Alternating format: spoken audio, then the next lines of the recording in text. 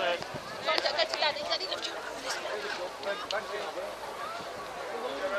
the cameras ready.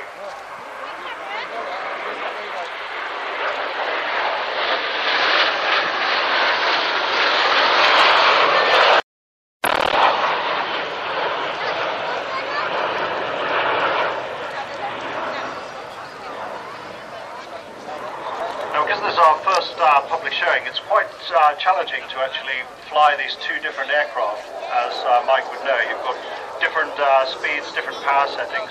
The aircraft at the back, the one in the raspberry ripple colour, if I call it that, the Hunter, flown by Gerald Williams, has got over 10,000 pounds of thrust. The Hunter at the front, just under 7,500 pounds. So Squadron Leader Chris Heames got to set all the power settings just right to enable the aircraft to fly together.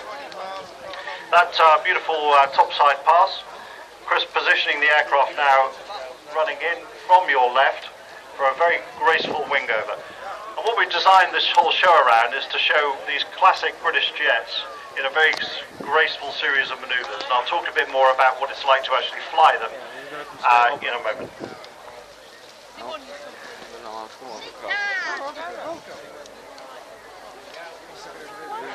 Just look at that shape. That looks very, very special indeed.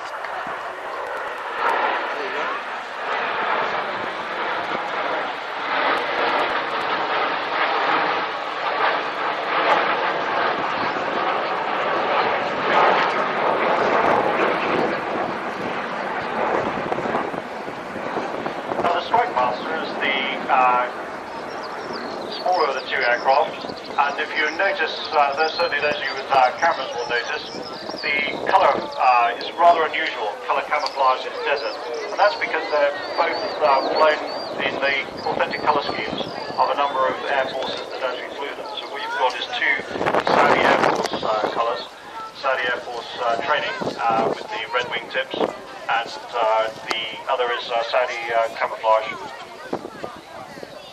The Hunter in the raspberry ripple is flown in authentic Boscombe Down colours. Boscombe Down is the very famous test pilot school where the Hunter absolutely specialises in a number of formations, and the camouflage one on the right is the OCU Buccaneer paint scheme. As they run in straight towards you, you've got formation we call SWAT, which really shows off particularly the Hunter profile to beautiful effect.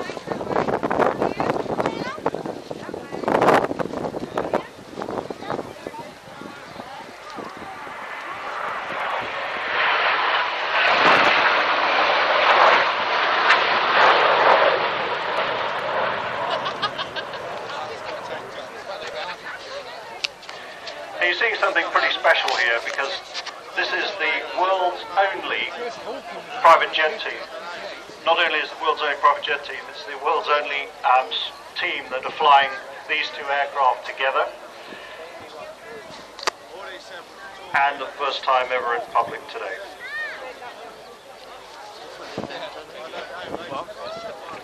So the Strike Master is designed as a ground attack aircraft, and you'll see that being put to good use in a moment. And the Hunter was both ground attack and fighter. And you'll see the difference in speed in a moment. As Chris Heames, Squadron Leader Chris Heames, lead the team around for our swan break. This is a good photo opportunity. He'll be powering up now to 300 knots and starting to accelerate. And I'll let you listen to him as he falls.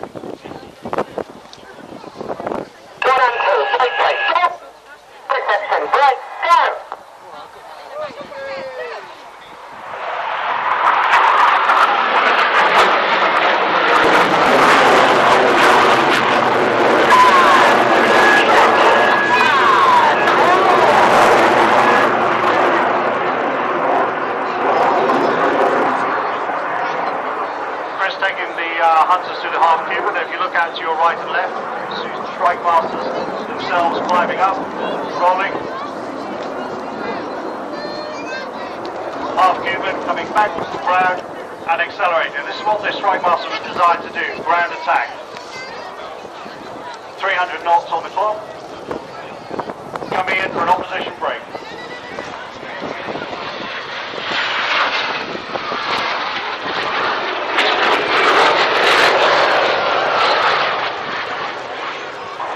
Strike Master is particularly heavy to fly.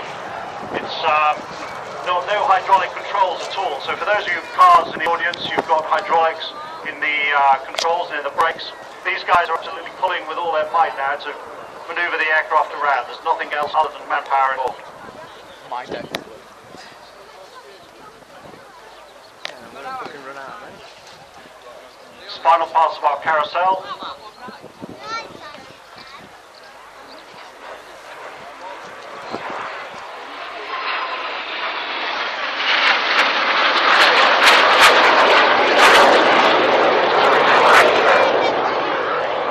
I always find as a pilot actually watching this, really nice manoeuvre coming in now.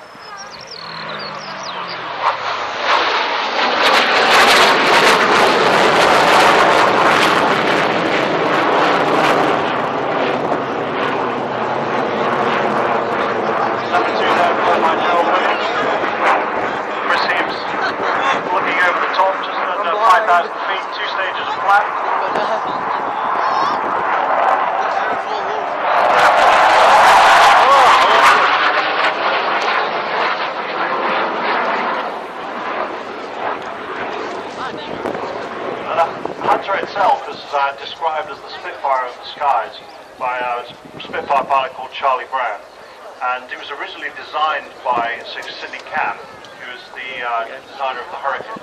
So there's tremendous heritage there, and as pilots will in the audience describe, if an airplane looks right, it usually flies right, and certainly from my perspective here, it looks absolutely beautiful. So you'll see Gerald's air brake come out. So he's actually using throttle against air brake, and the reason for that is he's got a much bigger engine, gives him responsiveness. And again, I'll just let you listen to them now. You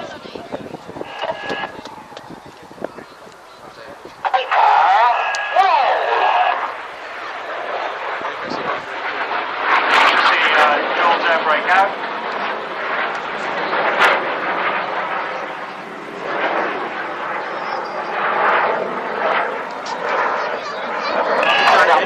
By the clouds, just can't see them on the street. But you can't see them. I can't see them anyway, so it's nice. All the pilots in the team are RAF pilots with the exception of one. So number one, squadron leader Chris Heames. Number two, Joe Williams. He's the only private pilot, but just to give you an idea of his experience, he's got over 1,000 jet hours. Number three, squadron leader Dan Arlett. He's a Tornado pilot. In fact, his private transport is sitting on the static line somewhere behind us, which he'll be heading home in tomorrow. And number four is Mark Southern, who also flew Tornadoes for the Air Force.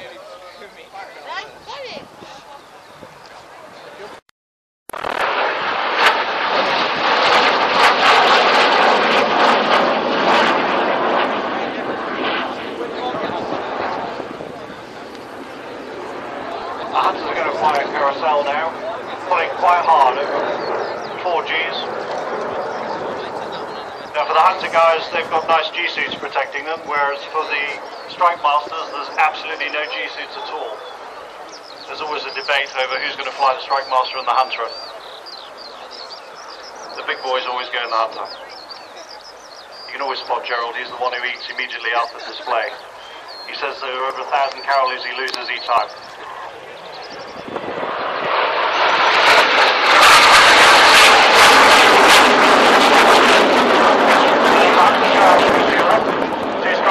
Coming in for a manoeuvre that Dan calls in Operation Certain Disaster.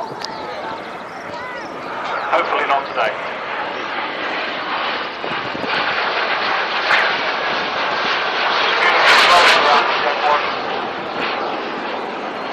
I can tell you when you're actually sitting in the cockpit and that thing comes around you, it's a lot closer than it looks.